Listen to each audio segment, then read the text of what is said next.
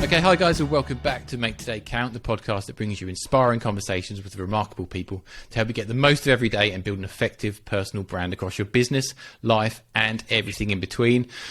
Guys, we've got an amazing guest today. We're talking all about fashion, all about kind of owning your wardrobe. And this is for the guys as well as the girls as well. You know, it's something, you know, in the photography work that I do, something that often comes up, kind of what do we wear? You know, what colours are great for us? What's the best type of clothing to go for? So we've got the perfect person, and she's a stylist, she's a model, she's a personal shopper, she's an event organiser, she's a mentor over at Fashion Candy Style. We've got the amazing Pam Davis. Pam, how you doing? I'm fine. Hello, Ross. Thank you for inviting me. No, you're really welcome. It's so great to have you on. You know, when I was I really wanted to do an episode all about kind of clothing and fashion and that kind of stuff. Sure. And you're immediately the person that kind of jumped to mind for everything that you're doing.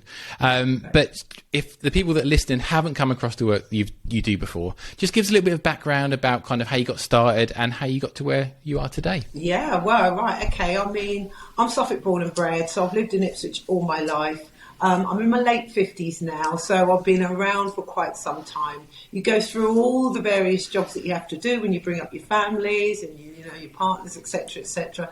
But my one love was always fashion, design, and creativity, and all that kind of thing. That kind of stemmed from when I was a little girl, when I used to do ballet, ballroom dancing, all that kind of thing. So it's silver sequins, you know, all that.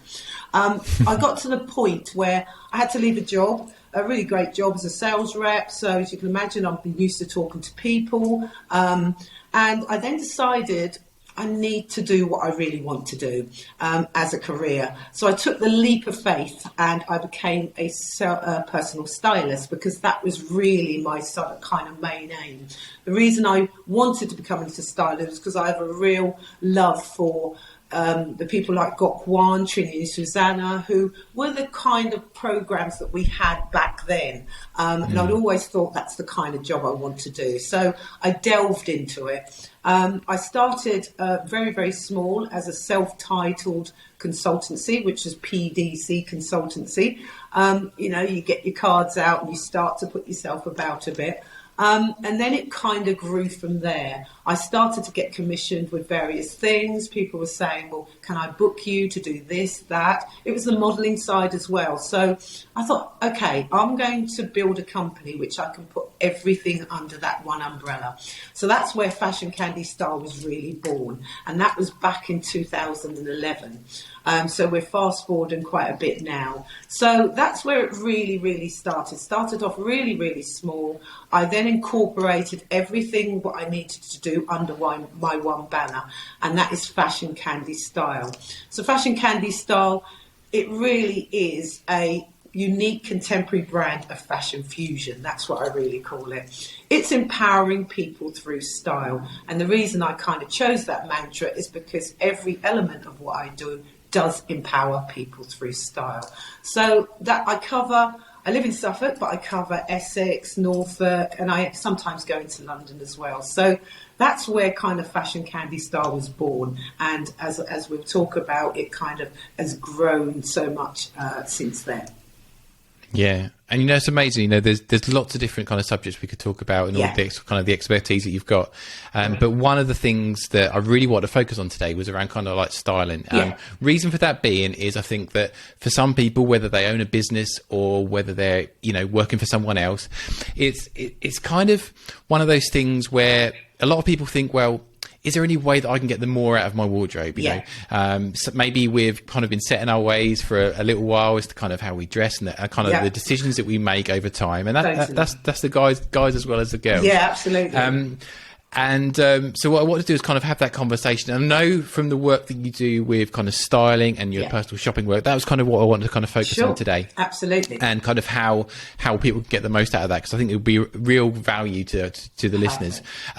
If people kind of haven't come across that role before of a kind of a stylist or a personal shopper, how would you kind of explain it to someone in that kind of elevator pitch kind of way? Well, I mean, as a personal stylist, I think the way I can define it is that we help our clients to create the most suitable image for them by choosing the clothes, the accessories, and more importantly, getting the right clothes for them. Everybody's individual. We're all different. We're all different shapes, sizes, colours, authenticity. So no two things suit the same person. So the role of a personal stylist is to really individualise it with that particular person.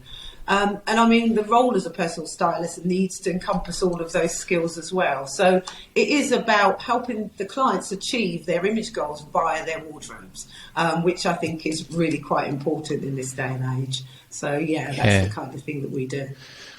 Yeah, and I'm guessing, you must work with lots of different people from lots of different kind of walks of life, but I'm guessing there's something that kind of runs through all those people. And what I'm really interested in is kind of like, is there a kind of, in your experience, is there kind of a point where someone comes to you for some help? Is it maybe that they've kind of just fed up with everything that they've been wearing over a period of time, or is it something that they want kind of like a fresh look? What have you kind of seen with the people that you work with in cast?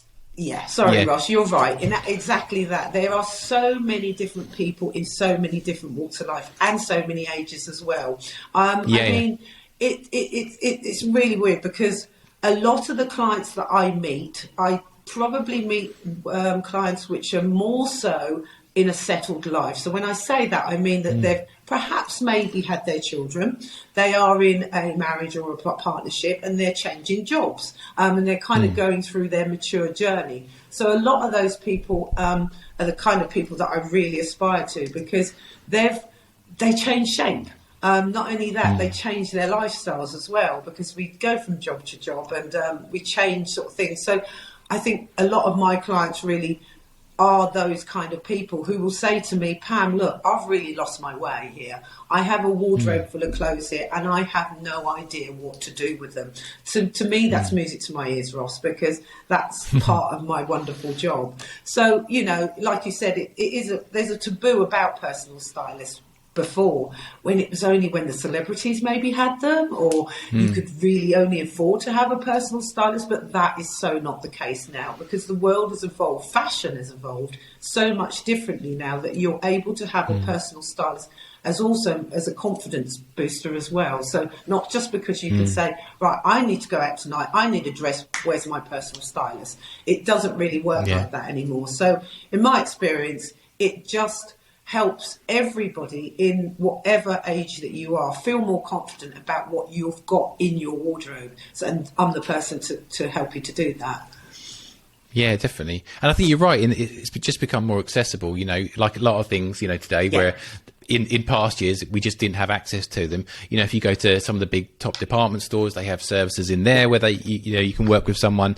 And obviously there's one-to-one with the work that you do. And you mentioned confidence there, which I think is huge, because, sometimes it's not necessarily something we automatically think about in, maybe if we're lacking in confidence sometimes, that we don't immediately come to mind that it might be what we wear and how we present ourselves can be a real kind of catalyst in some of that stuff, especially for business, I think. How do you think kind of looking at in the way that we dress and kind of maybe rearranging and restyling that, how have you seen that kind of help in people's confidence with the people that you work with, especially in business as well? Business, I think you're right, you touched on it. I mean, business is quite a big thing really, because in business, if you dress in a certain way, you're going to feel so much better.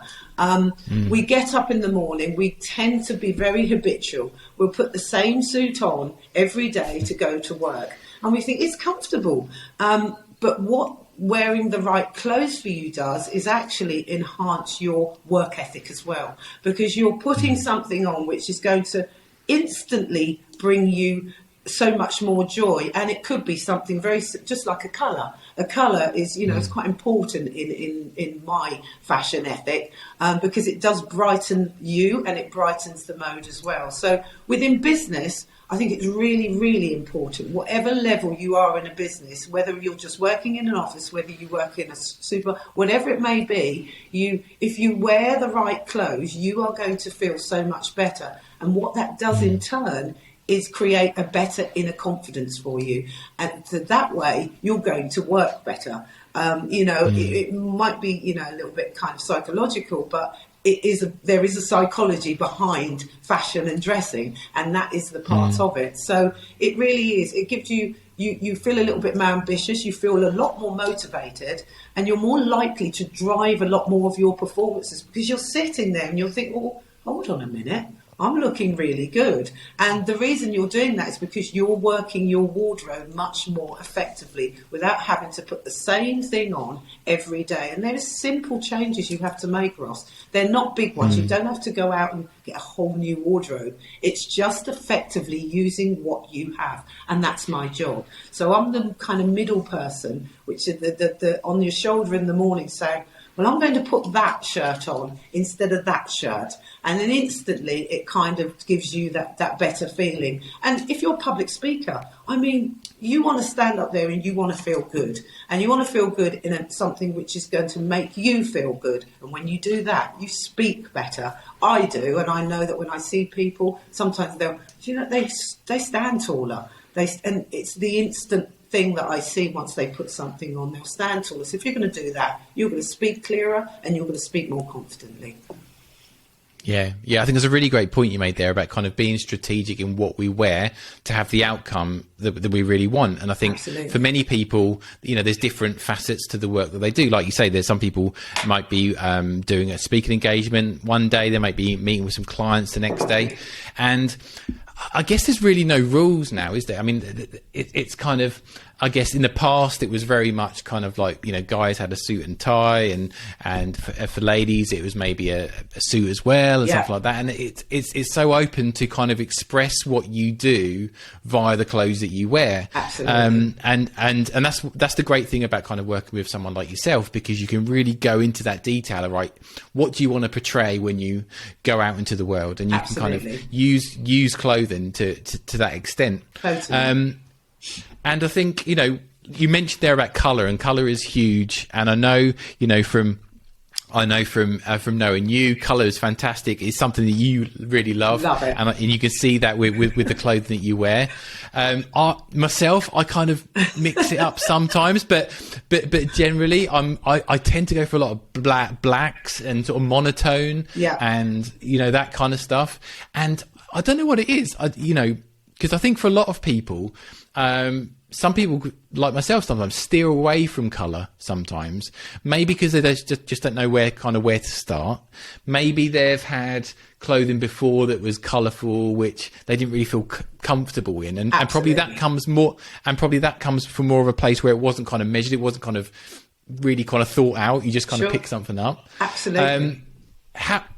Just talk us through how the importance of colour and what it means and the difference it makes when you kind of use colour in your wardrobe in the kind of the day to day. Yeah, certainly. I mean, like you said, for the day to day, I've got to take it back, because what you've got to take it back to is what you have in your wardrobe. Okay, so if you open somebody's wardrobe, I can guarantee you there's not that much colour in there. Okay, it's a habitual thing. There's no right or wrong to it. It's just what we're all used to. My ethic on colour, like you said, I am full of colour. I absolutely love colour because it makes me feel good. So I do try to nurture and mentor my clients in the same way. And it's picking and choosing a colour which is good for you. What we've got to remember is there's lots of different shades of colours. So if you take pink, green, any of those colours are red, they're different shades to it. So a different shade of a colour is going to look okay with somebody with a different skin tone. It doesn't mean just that you've got to stay away from green because there's only one green. There are different types of green, sage green, there's so many different. So it's just finding the right colours which suit you and your skin tone. And once you've found that, you can then start to put them into your wardrobe and mix and match them with the different things that you have. But it's hard. I'm not saying it's easy, because we're all very scared. We're all like, oh no, I don't know if I can wear that. No, I'm sure that your mind has told you that you don't really wear colour. But what it is as a personal stylist, you put it on them. You push them out and you say, here you are, try that on. And 9 times out of 10, Ross, people will say, the first thing they'll say is, oh, I would have never have picked that. So that's the beauty of being a stylist, is because I've got this skill and ability to be able to say to them as a client, well, look, you just put this in a little bit in now and see how you go with it. Then pick that from your wardrobe to put with it. And then all of a sudden you've got an outfit which is slightly different. And you haven't gone too much out of your comfort zone, because you can't push people too far very quickly. It's a gradual process, because it's a mindset. So with colour, it doesn't take a lot of effort. It's just knowledge as to what you've got is going to suit you. And believe me, everybody has got different colours which suit them. There are no two people the same. Some people are lucky enough to be able to wear most colours, but I stay away from certain colours. Not many, but I do stay away from certain colours which I just know are not going to suit me. So it is a case of educating the clients as well as pushing them out of their comfort zone and just visualising it with them, and then they'll see, do you know what, actually I can wear that colour, and then their mind starts to look at the other side, and you open a big can of worms then. So all of a sudden they're like, oh right, okay, I'll start that, I'll try that colour. So it's a little bit like that as a personal stylist. Yeah, I think sometimes we often just wait for kind of permission from someone else to get to be given colours. I think sometimes as well, if we're a little bit hesitant about kind of wearing certain things, we kind of want someone, maybe, if it's not a stylist, maybe it's a friend, or, if you go shopping together and you kind of, because they can see you, I guess, from a perspective that you sometimes can't see yourself. Sure. And we all have our own things going on in our heads when we look at ourselves and in the mirror and all that kind of stuff. So that brings a big part into it as well. But yes, it's really interesting. Personally for myself, I think what it is, my kind of choice of like monotone and blacks and whites and greys is, I think it's safe. And also I think for the job that I've done for such a long time, you're not the focus. That's right. You're blending into the kind of the background, and because the focus is always on the other person, you don't want to kind of retract from from that. So that's really interesting. And I guess as well, for use of colour, once you know those basics of what is a good fit for you, then that's pretty much the palette that you can use for forever, I guess. Absolutely, Ross, you're absolutely right. Once you've got that palette, you can keep that palette and work it so cleverly around your wardrobe that you end up with double the size of the wardrobe that you were using before, because you've actually added just a couple of bits in here. Because like you said, 9 times out of 10 most people will wear the same colour, the same grey suit, the white shirt, the tie, that's it, But if you just put even when I say colour, we can even cross over to patterns and stripes. So it's about having a white shirt, but having an element or a touch of some kind of pattern or print in it. Let's not go too fast, and we can just have a slight print. Or if you're really bold, you can put a real big print in there. So it is colours and prints, they go together. So it makes the outfit look so much different because you've actually added something into it. And you can be really brave and put colour and print, So it's just about working what you think is best for you. And there's subtlety in prints now, or you can go really all out. It depends on you, your age, let's be honest with you. We've got to dress accordingly and appropriately. And your lifestyle, quite frankly, because if you're a mum at home, you're not really going to be putting printed shirts on, are you? You're going to be putting something on which is a little bit easy to wear, but it's going to be a nice colour as opposed to a white T-shirt. But if you're going out to work and you want to make that impression, you've got a really nice suit on, put a shirt on with a nice print in it. You don't actually sometimes have to wear a tie with it because the print's doing all the work. So it's just as a personal stylist, it's just educating people as to what you can do with it. And there's so many things and so many ways that you can work fashion within you. There's not one rule for it at all whatsoever. Yeah, and I think there's also a lot of stories that we tell ourselves, around colour, but it could be around kind of like fit and choice of clothing and shape of clothing as well. I've never been able to wear that. I've never looked good in that. Absolutely. You know, there's sort of things that we kind of tell ourselves, you know, all the time. I want to just move on to kind of like that, you know, fit and choice of clothing as well, because I think that's huge. And you know, the classic is for the guys, you know, when they've chosen a suit that's really ill fitting, they've just gone into somewhere, pulled it off the peg, put it on, and it's not fitting on the shoulders. You know, it's not fitting. It's not doing them any justice. But again, similar to colour, I think we get kind of like a prescription for the type of clothes that we would choose if we would go into a store. Yeah. So I don't know. Example for me, I quite like quite slim fitting clothing. So if it's a jean, it'll be a slim fit jean. Yeah. I like boots. I like a Chelsea boot, or I like a jacket, a blazer, that kind of stuff. So I have a kind of a prescription around if I was to go into a store, the sort of things that I would choose. Yeah. Now, what is it about kind of like, what do we need to be mindful of when we're choosing kind of like cut or choice of clothing in regards to our body shape? Because it's one thing liking some clothing, but maybe that they're not in the fit or the style that's going to be flattering to us. And what we don't want to do, I guess, is put us in the back step, the back position where we see something we really love, pop it on, and it just doesn't do anything for us. What kind of tips would you give for kind of choosing kind of fit and shape of clothing for people? And that's it, really. You're absolutely right. You've said most of it. I mean, it is about the thing about clothes at the moment, or have always been, is that there are certain shapes and cuts which suit different people. So you're right. You can walk into a store, pick a suit off, especially men. They'll pick a suit off the hanger, and they'll think, right, that's okay. That's absolutely what I need. It's a grey suit. It's got a little pinstriping, and I'm absolutely fine with it. But the cut can be completely wrong for you. So what you have to be mindful about is that you've just got to understand how many cuts and shapes there are and adjust it to your body. So there are a lot of things now which come in those things. They never used to be. It used to be a standard suit, a standard dress. That was it. But now you can get petite, tall. You know, you can get long legs, you can get shorter legs, you can get curved, you can get pleated, you know. And I think that's what we've just got to remember, is that, and sometimes, funnily enough, to make it more complicated, is you maybe bigger on the top than you are on the bottom. So that's why you always have to kind of look at, you know, maybe downsizing on a jacket and up, and the feel and the fit of it. And then the trousers themselves, you're going to have to get a smaller size. But they're still going to work because it's a suit.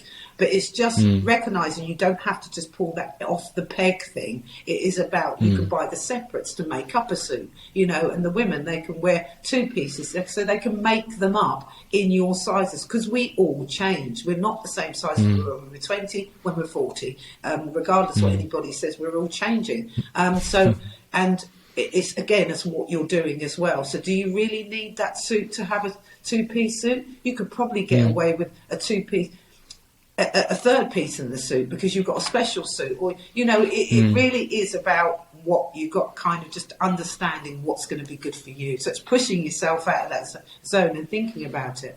It's tough. Yeah, and it is that, isn't it? It's pushing yourself in the comfort zone and kind of leaning into it and taking a chance on something new.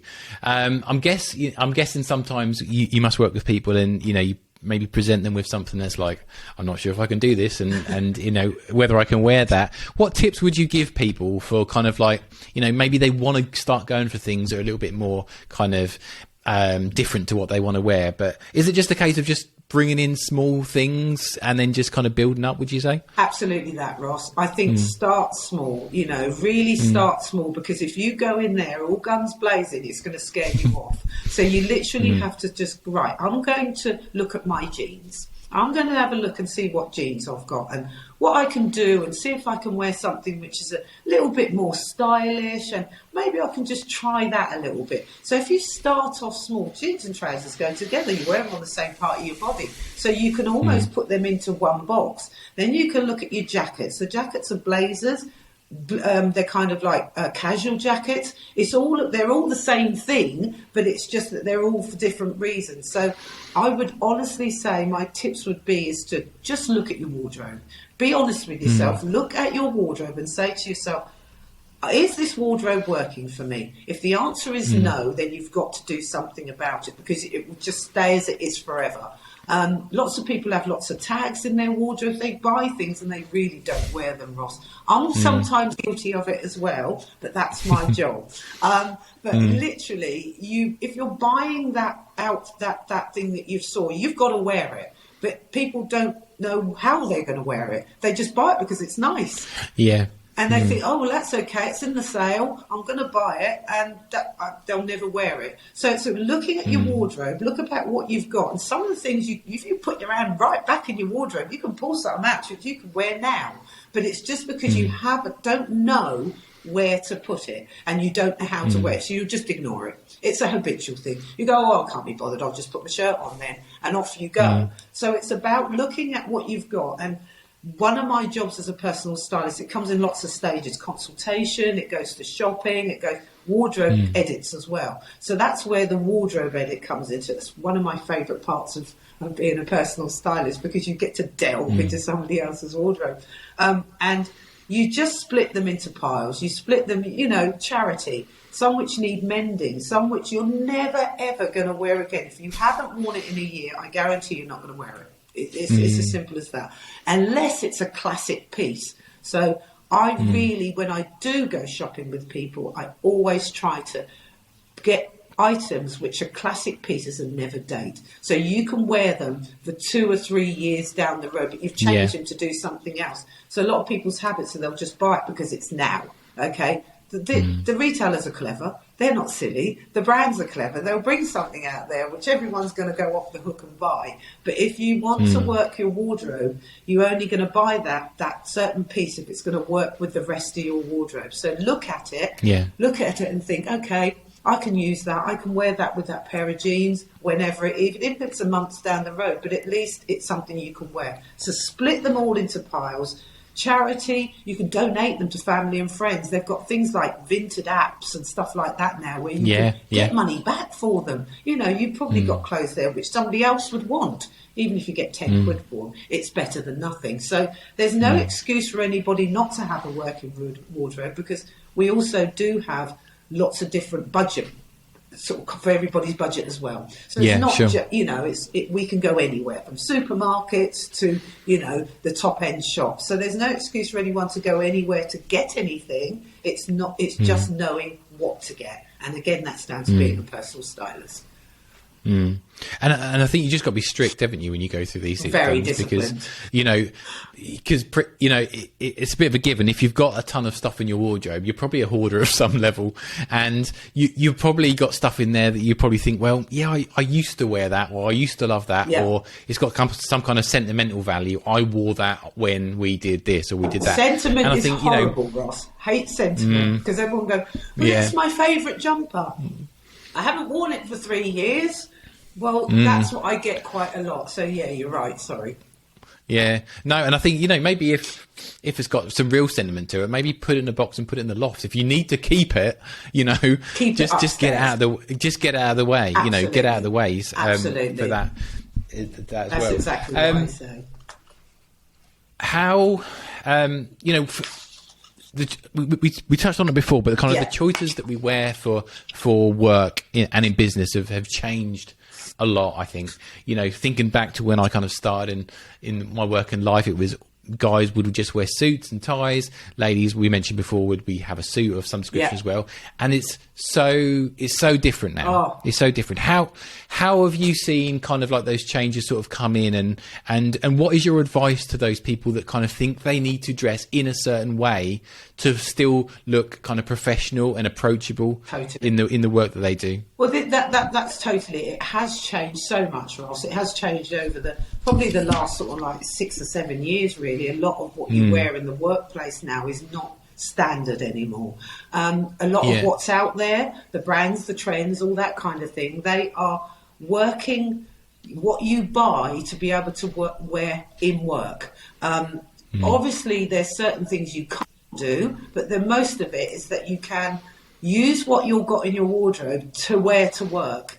It doesn't have to be the suits. It can be, for instance, ladies, blazers are everywhere, and you can wear that to work, but you should also wear it out as well. So where before it used to be, you knew that was a work jacket. because you're not going to wear anything else. But now, because a lot of people, the lifestyles now go from work to out straight away, you can almost literally put on something, one thing, which will change your work outfit in the day for drinks in the evening. So that's how versatile the working wardrobe has got. And I think employers especially want their people to be comfortable when they're working. And most people are comfortable when they're comfortable, you know, as opposed to sitting there all kind of straight-laced with a tie like this. So they're going to wear clothes which they feel comfortable in, and it's not going to change their style at all. That's the key. If you're not changing your style, you're not going to be two different people. You're actually going to be the same person at work and when you're out, but you're ish wearing the same things. Of course, there's people who've got to wear suits every day because that's their job, but generally offices, big offices and shops and stuff like that, you see them now, they're wearing things that they would probably wear on a weekend. You know, it's not much different. They probably have a pair of trousers on at work, but jeans in you know, when they're out of work. So the workplace and the employers, they've all relaxed a little bit. Anywhere I go, whatever industry it is, they're all dressing really casual. I mean, to the point where they're wearing trainers, some people, because that's what they can do. But trainers are part of every footwear now. It's not just running anymore, or whatever it is. It's literally, I wear trainers all the time. So it's if fashion is incorporating in casual wear, get on with it, you know, and then literally just mix and match your wardrobe to be able to do that. And it's quite simple because there's a lot out there, you know. It's not just you can find them everywhere. Like I said, in supermarkets, they're full of tops and trousers and everything that you can wear, which are really quite cost effective. So there's actually no excuse. It's just a point of thinking about it. It's all about thinking, and that's what we will have to do. Yeah, I think it's a really great thing because, you know, before, I guess we might have had, like you say, the clothes that we really love, which we would wear out of work, and then we would have a set of clothes that we would wear in work. And, you know, from experience, I think sometimes if we had those two kind of sets, the ones that we choose for work, we wouldn't put much thought into it. No. I don't think we'd put much personality into it. We'd just buy it because we had to wear it. But I think now, you know, is, you know, you're going to spend less because you're just getting kind of clothing to wear throughout your life, whether you're at work or or at home. And also it just enables you, like you said, a really important point, that you can inject your own personality, you know, the colours and the prints and the types of clothing that you really love, which you think speak to your kind of authenticity. You can wear that to work as well. Absolutely. And I think in the time where we're encourage people to be themselves, to be more authentic in the work they do, especially if people work for themselves, we want to kind of use clothing to portray our personalities so that we kind of set ourselves apart from other people that maybe do the same sort of work that we do. Totally. So I think it's a really great thing, you know, especially like you mentioned about like trainers and those sorts of things. You know, we can buy those in all colours, in blacks and in grey. So you know, for guys, we can wear them with a suit, or we can wear a t-shirt under a jacket, or you know, all that kind of thing. So I think there's more versatility there, and I think it's only a good thing. It's only a good thing. I think so, Ross. I think so, and it's also saving us money a little bit as well, because you can, you know, there's an element of being able to twist your wardrobe around. It is a saving exercise as well, because we all tend to, right, we've got to wear that pair of shoes with that suit. We've got to wear that with that one. You can mix and match them, so you're not actually spending as much money, which we all have to be really careful of because everything else is going up. So let's look at it and think, well, hang on a minute, I can use these trainers to go with that, but I can also wear them to go with that. If you get two pairs of trainers the same in two different colours, that's quite a clever thing to do. One in black, one in white. You've still got the same style, but you know that they're going to now mix with jeans, trousers, skirts, dresses. You're winning. You know, you kind of, it's just having to kind of look at where we are now, because it really, really has changed quite a lot since I first started. You know, it's not just that. It's actually better, but it's just it's a learning curve for people, because it's a bit of, oh my God, well, what do I do now? You know, and we're just all scared. It's about, you're all scared of changing that habit. So for me, when I talk to clients in that, it just drops a few light bulbs in there and just say, well, yeah, actually, you're right. And then you then begin to have a really effective working wardrobe. Yeah, it's funny you should say that about kind of, you know, buying the same type of clothing but in different colours. I do that all the time. There So you if go. I find sort of like a trouser or a jean that I really like, I'll buy it in the dark blue and the lighter blue and in the black, because I think that's one of the things. It's some of it is kind of finding stores and retailers and brands which you kind of like, and you feel good when you're wearing their clothes and their fit complements them. So I think that's the thing, isn't it? If you found stuff before that really resonates with you, that you feel comfortable in, maybe go back to that store and see what else they've got, because generally they're going to be kind of a similar kind of fit, won't they? Absolutely, Ross, you're totally right. We all have our favourite. I know, even as a stylist, and I come across so many different brands and so many different brands I don't even know because of my work with This Morning, and I think everybody cuts them differently. Each designer's different. They cut them differently. It might be the same size 10 or 12, but they cut them different. So a pair of jeans that I put on in one shop doesn't necessarily is the same fit that I have in another shop. So if I found stores, my favourite stores, just list them. I like jeans from there, and there. Go back to them, because nine times out of 10, because you know it fits right. You know, they're not going to change their cuts. They're just going to keep the same. They might bring a different colour out, so you get that colour. Yeah. But stay with your favourite store. And I know, if for a pair of jeans, I know exactly where I'm going to go with it. Because I know those jeans are going to fit me. Whether or not I like the ones in the other store, they're not going to be the same. So it is about thinking about, okay, I'm going to go back to that store because I know them clothes are just perfect for me. And that's kind of the way to do it. You can venture out now and again, but it's just finding it, and you're going to feel comfortable, like you said. Yeah, and kind of to play devil's advocate as well. You know, there's probably people listening to this thinking, you know, I really want to do this. I really want to change the kind of the way that I feel when I do clothing, and that means that I've got to change my wardrobe. But there's going to be people that just hate shopping. They hate it. You know, that if they were to choose something that they could do on a Saturday, it wouldn't be shopping. And you know, I guess the stereotype is with the guys, but I think it's across the board. I think there's ladies as well that just not into it. And I think that's the beauty of kind of working with someone like yourself, because it kind of takes that onus off them, and it gives them, I think sometimes if you're not into shopping, it's probably because you've never experienced it in a kind of like a positive way. And then you feel maybe intimidated about going into shops and picking stuff. That's it. What do you see the benefit of taking someone in as, you know, as a stylist and taking them through when they haven't had a good experience before? Because that must really help. It really does. And I mean, I think I know a lot of people. Some of my friends hate shopping. I know men probably are the ones who really don't like shopping. You know, they'd rather be doing anything else. There are some men that do, but most of the majority is men don't. So I think if you don't really like shopping, then take that pressure away, because I understand when you go into a shop, it's an absolute minefield. So you don't know where to start. So already your stress levels are up here, because you're not even, oh gosh, do I really have to? So it's kind of, you're already sort of het up before you've even started shopping. And that is the worst way to shop. So what you need is somebody. I don't have to always come with you, but what I do is talk to you beforehand and say to you, look, you want these set of clothes.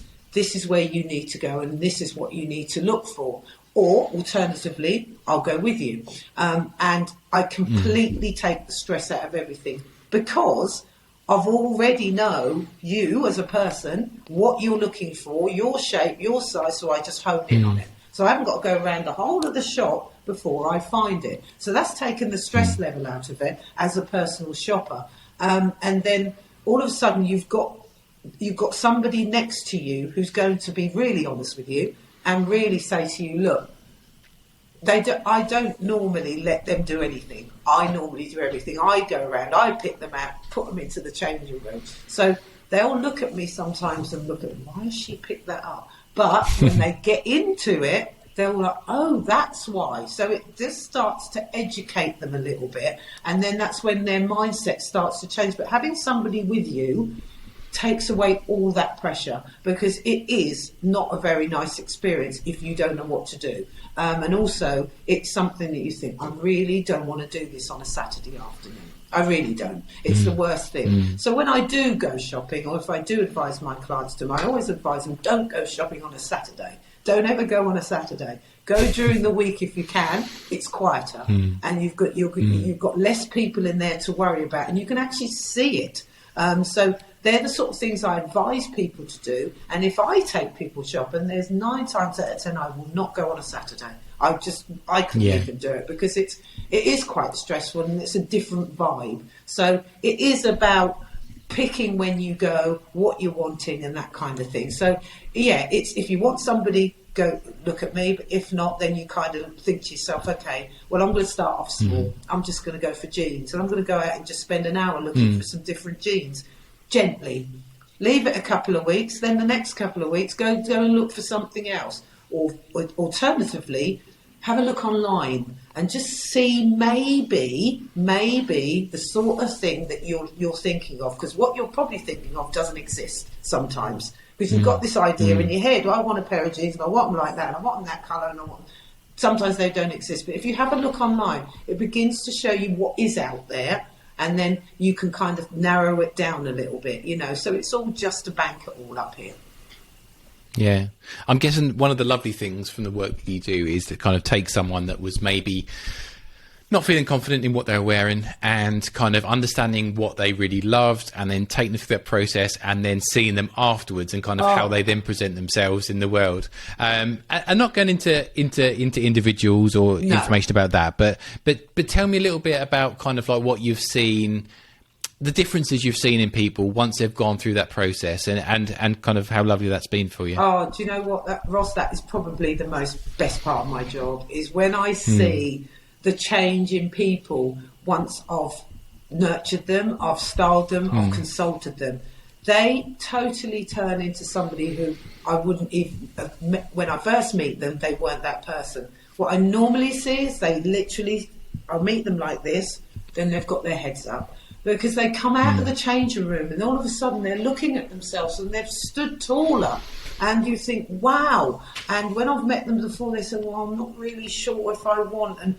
And it's the change in them, but also the change in their confidence, which really, really, really is so satisfying for me, because they start to feel, you could see the weight lifts off them, and you can see this whole fresh face coming. Oh, look at me. You know, I look quite nice. And sometimes people are very, you know, they beat themselves up a bit. We all do, about certain parts of their body, what they do, what they don't. But it's not about that. It's about dressing for it. So you don't have to get down and say, I've got to lose 2 stone or something. No, you don't. You literally have to dress for your shape, because there are clothes out there that do that. They curve in all the right places. You know, I champion curves. I champion petites, because we are normal people. So to see those people, once I've gone through the motion with them, really, it warms my soul. You know, that's what the nice thing about my job is seeing the end result for a lot of these people. I absolutely love it. And they'll come back and I'll see them and they'll, oh, look what I've got on. And, you know, they'll show it off a bit. And before they wouldn't say anything. So, you know, that's what I really like and get out of it. It's really good. Yeah. Yeah, it's fantastic. You know, for the people that maybe listen to this and maybe think, you know, maybe it's time, I need to kind of work with someone, I need to find a stylist to work with. What would be your advice, you know, when someone's looking for someone to work with? What are things to look out for in order to make a kind of a good choice for them as a person? You know, you've got to look at them, okay? They've got to be a good representation of what you're looking to achieve, okay? They've got to be quite confident. They've got to know their stuff. They've got to be someone who you can approach and actually open up to, because it is a personal service. It's quite a personal service. You get to know that person. You get to know their life. You get to know who they are and what they do. And so they've got to be able to trust you enough to do that. And personal stylists tend to be very creative. That's what our job is. And creative people are normally quite empathetic, you know, because we have to be, because we have to do so many different things. So when you're looking for a personal stylist, make sure that you look at them, look at what they've done, look at what they're doing and how they are. And if you warm to that, they'll be okay. And it's quite an instant thing, Ross. You know, it's like when you meet people, you know, you kind of know what they're like when you first meet somebody, don't you? Yeah, of course. So as a personal stylist, every day is a catwalk for me, happily. So when people do see me, they know that I have an element of style in my brain. So I think that is what would probably give somebody the confidence to be able to approach me to say, okay, Pam, can you do this for me? So, yeah, it kind of, that's the sort of things you have to look out for. And obviously look and see what they've done and maybe talk to people who they've actually been with and done and some of their work, like we all have to. So, yeah, it's a little bit like that. Yeah. And for people that kind of haven't gone through that process before, I think it'd be really helpful to understand kind of how that works. I'm guessing that you kind of have a chat first and meet up, and then how does it kind of go from there? That's it, Ross. It starts off with the contact. Then I have a consultation. I really champion having a consultation because it's me sitting with this person either in my office or in the comfort of their own home. Because some people don't like to come out of their home. They like to be at home for various reasons. They've got children. They've got to look after them. But if they want to take it away from there, I have an office which they can come in. We sit down, we go through the whole lot. So at the end of the session, I will then know exactly what that client would want. So we then pick what service is best for them. Not every service, some of them, one of them, four of them, you don't really know. It depends on what they're looking for. Some people have got just special occasions, Ross, and they'll come to me, Pam, I need a dress for so-and-so. They don't need a consultation, they just need me to say, that's where it goes to go. So it is a bit of it's a journey to get to where you are. And then shopping is normally the end of it after the wardrobe, because we've cleared your wardrobe out. We've now got to replenish it. And that happens over a period of time, not instantly, because you'll start to it's seasonal as well. You've got to remember we're winter, summer at the moment, who knows? But we have seasons as well, which you've got to dress for the seasons as well. So it's just the fact of adding jumpers in and then taking them off and just having a T-shirt. So it is about literally just trying to establish what you are looking for out of the service. And it starts off, importantly, is the consultation and getting to know each other. That's really important. Yeah, and we touched upon it a little bit before, but, you know, for you, what's kind of the best thing about doing the work that you do? I just do everything I love every single day, Ross. It's always been something I love. So to become what I'm doing every day and bringing joy into people's lives in that way is just the best thing ever. And I shall continue to do it for as long as I can. I'm learning every day. I learn different stuff. Fashion moves as quick as it does. So I have to keep my eye on the ball, make sure I know what's going on and what's not, but that is what I love, and that's just me as a person, because I like doing lots of different things. So it's the ideal job for me, I'd say. Yeah, definitely. You know, this podcast is called Make Today Count, and the reason for that being is that, you know, in every episode we get people together and we talk about a subject or get into a conversation which people, the listeners, may have not got into before. So for example, today they may have not considered that, you know, the effect that how they dress can have an effect on their business or their life and that kind of thing. Indeed. And the goal from each episode is for that person, if they resonate with what we're speaking about, that they can take one thing that they can take into tomorrow. Perfect. So for the person that's probably listened to this saying, yes, I want to get into this, I want to start kind of, you know, revitalizing my wardrobe. You know, we all know that, you know, if we go and try and do lots of different things, we just get nowhere. Yeah. So for that one thing, what would you say would be that one thing that someone could do tomorrow that would kind of set them on the right track? The one thing that you can do tomorrow to set them on the right track would be to have a look at your wardrobe, okay? Take a look, just take 10 minutes out of your day, take a look at your wardrobe and say to yourself, is my wardrobe working for me? And be honest, if it's not, do something about it. If it is, then you probably need to work on it. If it's not at all, give me a call. Yeah, it's a really great thing. And I think that's the thing that people don't realise is that sometimes a lot of what they need is already sitting there in their wardrobe. Absolutely, and, absolutely. It just takes some time to go through, and you know, and we buy stuff that we just forget we've bought sometimes as well, don't we? You know, that's kind of sitting there, and it's crazy what we kind of have in the back of our wardrobe sometimes as well. Now, as I said at the beginning of the podcast, there's lots of different facets to the work that you do in lots of different areas. So tell me about, Scott, things you've got kind of coming up or things that you're excited about. Lots of things I'm excited about. There's the world's starting to open up a bit. Fingers crossed. So it's been on hold. A lot of what I do is personal. So I've got lots of projects coming up. I've been in commission to do fashion shoots. So that means I go out. I run a model bank. So I supply models for certain things. As a model, I'm a model, so I'm still continuing my work with ITV This Morning, which is absolutely fantastic, and still pinch myself to the day. So I still work in that environment as well.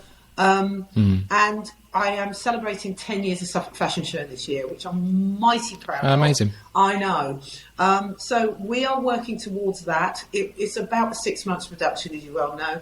So I'm working towards that. Probably July I'll start on that, and it happens in October. So that's coming up. In between all that, I'm working with a few brands via the Instagram, because you can imagine there's lots goes on there. Sending me a few bits, and I'm starting to do that. So it's turning a little bit in that way. So I'm doing everything that I love. I'm still talking and mentoring. I'm still hosting and all of the above. I'm still writing as well. So I do sort of columns for magazines and stuff. And I've actually got more into the beauty side of it. Luckily, it's come to me. A couple of companies have come to me, i.e. Trini London. I've done some work with them. One of their models on the website. And a couple of other beauty people have come to me as well. So I think as I'm getting older, as a mature lady in business, it seems to be that I'm going into that direction as well. And I love that because it's championing where we are as a mature lady. So lots of stuff going on this year, lots of plans. We're just grateful that everything is open enough for us now to actually get back to it, because it's been tough, hasn't it? Yeah, definitely. Yeah. So yes, it's lots of stuff coming up. If I'm sure. You just need to get hold of me, really. Where you can find me is all the www.fashioncandy.style. I'm on all the social medias. All of my stuff is on there. Suffolk Fashion Show, the Model Bank, Fashion Candy Style, all on the socials. So I can be contacted at any time, any place. I now have an office, which I'm really, really chuffed about, which unfortunately I moved into just before lockdown, so I couldn't use it for a while. But it sits on the beautiful, beautiful street in St. Peter Street, which is above the 1940s Blitz Cafe, which is there. So I'm very privileged to be sitting on that beautiful. I'm right at the top floor. So what it's given me is now a separation from working from home to in an office, and it works because I'm opening it up to anybody who wants to come into there in private, which is so much better. Yeah. So because a lot of people don't want to be at home, they want to come and see you in an office. I can hold my team meetings there, that kind of thing. So it's working, and I couldn't sit in a better place of the town. So it's I invite anybody if they want anything, any advice, anything. Just contact me, and the office is always open. So it's going in the right way. Which I'm really pleased about, and I'm still happy that people are knocking on my door asking me to do things, because we are living in such a crazy world right now. So I must be hopefully doing something right. Yeah. And before we wrap up, something you mentioned that I really want to touch on is around the mentoring, and because I think that's really interesting. I think it's really important. How did that all come about in the first place, and what do you feel that you get out of that experience in helping other people? And what kind of audiences are you kind of mentoring in that work? A lot of the mentoring that I'm doing, the most one I'm doing is that I'm actually an alumni for the schools, the high schools. So Coppleston High School, for instance, which is where I used to go, funnily enough, got invited back. Yeah. And they have roles which are called alumni. And basically, in a nutshell, they are pupils or a person from an industry to come in and talk to the last year of school. They're now going off, or they're going to university, and talking to them about business, how you have to delve from being a student all the way to running a business, and what it takes, and what you have to do and what you don't have to do. So it's really, really quite poignant for me to go back to the schools sometimes and talk to these wide-eyed students as to where I was 30 odd years ago. So that kind of mentorship is, I'm going back actually quite soon, so that's really nice. But on the other hand, I'm also a volunteer mentor as well. So I work for a charity called Volunteering Matters, which is based in Ipswich. They're quite nationwide. And I have a mentee and I'm a mentor. And that literally just takes an hour a week out of my time to just talk to my lovely mentee and keep in contact with her. So it's really good. And mentoring physically into my business, I mentor all my models. I mentor my team. You know, you mentor them to be the better them. And, it's so lovely because a lot of the models I take on, they are just normal. They're all normal people, Ross. None of them are models. They're all just normal, hardworking people, men and women. And I mentor them to become part of Fashion Candy Style as well. So it's a real inspirational learning curve for me, which I love. Absolutely love. Amazing. I like to finish up every episode with gratitude. I think gratitude is hugely important to everything that we do, and just to say thank you for all the work that you're doing in the world. I think from the work that you do day to day with people in enhancing their confidence. I think especially through a time that we've been through over the past couple of years, where people maybe have reconsidered what they want to do in their life, and maybe they want to venture out and get into business. And I know the work that you do really helps them get that confidence and do that, right through to the events and the modeling work that you do, and right through to the mentoring that we spoke about. I know there's a lot of fantastic work that you're doing in the local community and further afield, and kind of nurturing those people at that time in school when we just don't know what we want to do sometimes. So thank you for all the work that you're doing in there. Very welcome. It's hugely important, and I guess from just being yourself, from someone that watches you from afar on Instagram and doing all the stuff that you're doing, just the vibrancy and everything that you kind of encapsulate is amazing. So keep it up. Thank you very, very much. Thank you. I appreciate that. Thank you, Ross. No worries. So guys, what we'd love you to do, we've had this conversation about clothing today and fashion and style and everything. Now, there may be something in this episode that really resonated with you. Maybe it was something that you just hadn't thought about trying, or maybe a certain fit that you might think, maybe that would look good on me. We want to hear your feedback. So as you'll find all the links to everything that Pam's got going on in the show notes of the podcast. So we'd love to know. Leave a comment wherever you watching this video or listening to this podcast, and let us know what those kind of aha moments were, those light bulb moments. We'd love to hear from you, and we'll also get back to you as well. If you haven't already done so, we'd love you to subscribe either on YouTube or over on wherever you listen to this podcast. And more importantly, we'd love you to leave a review. When we have people leave a review, what it enables us to do is to get these messages, get these conversations out to as many people as we can. So if you're listening to this and you think, maybe there's a friend that and this is quite dodgy ground sometimes, because sending someone a link to a podcast about clothing could give out the message that you think they don't dress that great. That's right. But also, but we do everything with love in what we're doing. Absolutely. And we're, so if you got something, maybe someone said to you, maybe I've thought about working with a personal stylist and I just don't know where to start. Send them this conversation, get them involved. Pam, it's been fantastic speaking to you. Absolutely. Thanks for giving your time. It's always great spending time with you. And you, Ross. Thank you. And I look forward to seeing you soon. Will Okay. do. Thank you, Ross. So guys, this has been Make Today Count. I'm Ross Dean, and I'll see you again soon. Take care. Bye-bye.